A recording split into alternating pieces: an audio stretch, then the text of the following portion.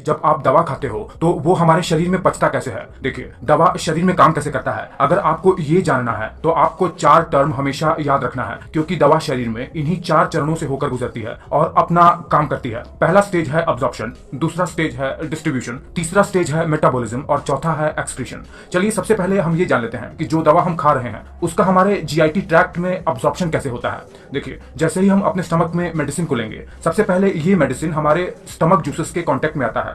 अगर स्टमक में इस मेडिसिन को जगह मिलेगी, मतलब स्टमक में फूड वगैरह नहीं होंगे, तो ये मेडिसिन तुरंत ही डिसइंटीग्रेट होकर स्टमक के जूस में ही डिसॉल्व हो जाएगा, यानी पूरी तरीके से घुल जाएगा। अब देखिए, अगर जो दवा हम ले रहे हैं उसका नेचर एसिडिक होगा तो दवा स्टमक में ही ब्लड में अब्सॉर्ब हो जाएगी, और अगर दवा का नेचर बेसिक हुआ तो दवा जो डिसइंटीग्रेट होकर डिसॉल्व हुई है वो हमारे स्मॉल इंटेस्टाइन में जाएगी और स्मॉल इंटेस्टाइन में ब्लड में अब्सॉर्ब होगी। बट अधिकतम दवाइयां स्मॉल इंटेस्टाइन में ही अब्सॉर्ब होती हैं। अब्सॉर्ब होने के बाद ये दवाइयां अब डिस्ट्रीब्यूशन के स्टेज में आती हैं, जहां आपको बता दें कि उनका डिस्ट्रीब्यूशन टोटली ब्लड फ्लो पर निर्भर करता है। अगर आपको ये लगता है कि हमारे शरीर में ब्लड का फ्लो शरीर के हर एक अंगों में समान होता है तो आप थोड़ा गलत है। शरीर में लिवर, ब्रेन और किडनी में ब्लड का फ्लो कंपैरेटिवली ज्यादा होता है। इसीलिए इन ऑर्गन की तरफ जो हम दवा खाए रहते हैं, जो अब्सॉर्ब हुआ है दवा, वहां पर इन ड्रग्स का डिस्ट्रीब्यूशन ज्यादा होता है। पर इसमें थोड़ा सा कॉम्प्लिकेशंस है। जो दवा हम खाए रहते हैं अगर वो फ्री फॉर्म में रहे तो आसानी से ऑर्गन में चली जाएगी। अगर वही दवा प्लाज्मा प्रोटीन के साथ बाइंड हो जाएगी, जो कि ब्लड में ही पाया जाता है, तो ये मैक्रोमोलिक्यूल्स में बन जाएंगे और साइज में इतने बड़े हो जाएंगे कि ये ऑर्गन में डिफ्यूज ही नहीं हो पाएंगे और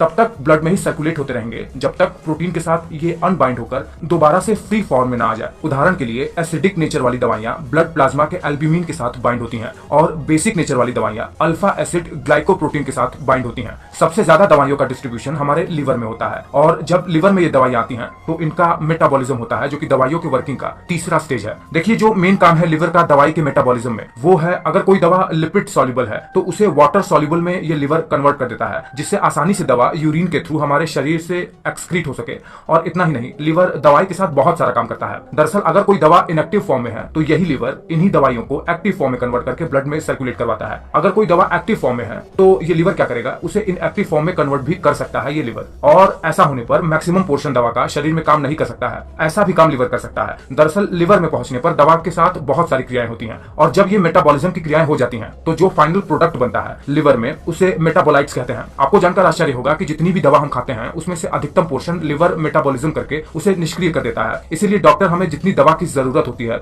उससे ज्यादा अमाउंट में लिखता है, जिससे दवा के मेटाबॉलिज्म के बाद भी दवा हमारे ब्लड में सर्कुलेट होकर जहां जरूरी है वहां जाकर अपना काम कर सके। उसके बाद दवा के पाचन में आता है चौथा स्टेज, एक्सक्रीशन का। एक सर्टेन टाइम लिमिट के बाद, लगभग 5 से 6 घंटे के बाद, अलग अलग दवाइयों के अनुसार किडनी से फिल्टर होकर ये दवाइयां हमारे शरीर से एक्सक्रीट हो जाती हैं। हालांकि हर दवाइयों का हाफ लाइफ अलग अलग होता है। कुछ दवाइयां ब्लड में अब्सॉर्ब होने के बाद अपने पीक पर लगभग 4 से 5 घंटे में ही पहुंच जाती हैं और उसके बाद किडनी से फिल्टर होकर एक्सक्रीट हो जाती हैं यूरिन के थ्रू। बट कुछ दवाइयां जो प्रोटीन के साथ बाइंड हो जाती हैं मेडिसिन के फ्री मॉलिक्यूल से, उसी मेडिसिन के फ्री फॉर्म के मॉलिक्यूल के एक्सक्रीट होने के बाद, तो ये दवाइयां जो प्रोटीन के साथ बाइंड हो चुकी थी अब अनबाइंड होकर दोबारा से ब्लड में रिलीज हो जाएंगी और दवाइयां ज्यादा देर तक शरीर में काम करती रहेंगी। इसीलिए कुछ दवाइयां ज्यादा देर तक चलती हैं हमारे शरीर में।